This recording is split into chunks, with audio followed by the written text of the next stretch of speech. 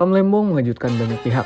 Seorang mantan pejabat yang dikenal vokal soal transparansi kini justru harus berhadapan dengan tuduhan penyalahgunaan wewenang. Sebagai mahasiswa hukum, kita tidak hanya melihat siapa yang terlibat, tapi bagaimana hukum bekerja, apakah asas equality before the law benar-benar diterapkan atau hanya sekedar jargon. Melalui diskusi ini, kami ingin menguji kembali sejauh mana keadilan benar-benar ditegakkan di negeri ini. Kalian pada ngikutin berita soal Tom Lembong nggak yang kasus Info 2 itu? Ya, gua baca di Detik News, hakim menyatakan Tom bersalah di kasus korupsi impor gula waktu dia jadi Menteri Perdagangan. Katanya kerugiannya sekitar 190 miliar ya. Tapi anehnya dia dibilang gak punya niat jahat katanya. Gimana tuh kira-kira? Maksudnya nggak punya mens-rea kan? Jadi memang unsur niat jahatnya nggak terbukti.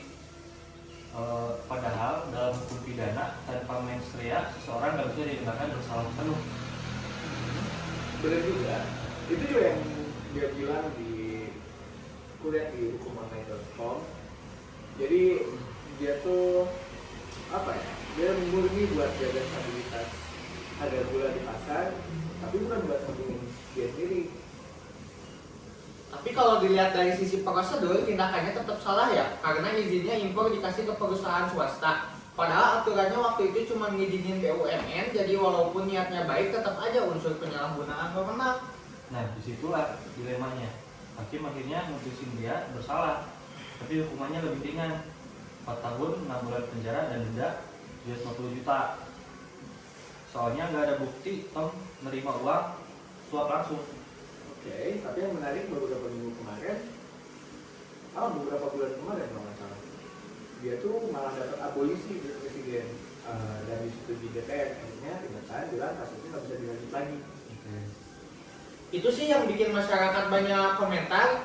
Ada yang bilang abolisi itu bentuk pelindungan politik, ada juga yang bilang memang wajar karena unsur niatnya jahat nggak terbukti kuat.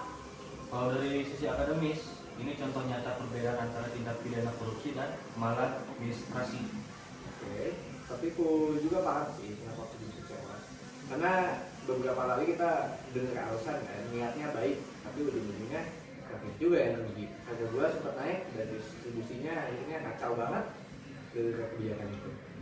Ya, itu dampak soalnya. Hukum nggak cuma soal benar-benar salah di atas kertas, tapi juga soal rasa keadilan di masyarakat. Kalau rakyat ngerasa dirugiin, tapi pelaku dilepas, kepercayaan ke hukum bisa diturunin.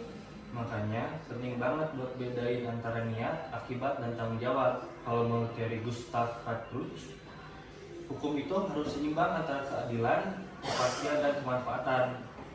Kasus ini menunjukkan gimana sulitnya nyari titik tengah di antara tiga hal itu. Oke. Dan buat reaksi kasus ini mungkin bisa jadi peminat pejabat publik lebih transparan dan siap bertanggung jawab atas kebijakan yang diambil. Seenggaknya sekalipun yang baik, kalau dampaknya bukan gue ya tetap harus ada evaluasi hukum sih. Setuju. Tapi di sisi lain, penegakan hukum juga jangan asal menghukum karena semua keputusan yang salah dianggap korupsi. Nanti pejabat malah takut diambil kebijakan. Nah itu poinnya. Hukum harus bisa bedain antara salah ambil keputusan dan menyalahgunakan jabatan. Kalau enggak, keadilan bakal dipahami. Intinya sih buat kasus soal ini bisa jadi bahan refleksi buat semua pihak. Dan cuma soal hukum, tapi juga soal etika, tanggung jawab, dan transparansi dalam pemerintahan. Dan semoga juga ya teman-teman juga jadi pelajaran buat masyarakat biar kita nggak langsung ngejudge tanpa lihat fakta kelengkap, karena ternyata di balik berita besar sering ada sisi hukum yang lebih kompleks, ada yang kita kira ya. Setuju banget. Yang penting sekarang hukum tetap dijalankan dengan adil dan objektif. Biar rakyat percaya kalau hukum benar-benar berlaku untuk semua tanpa pandang jabatan.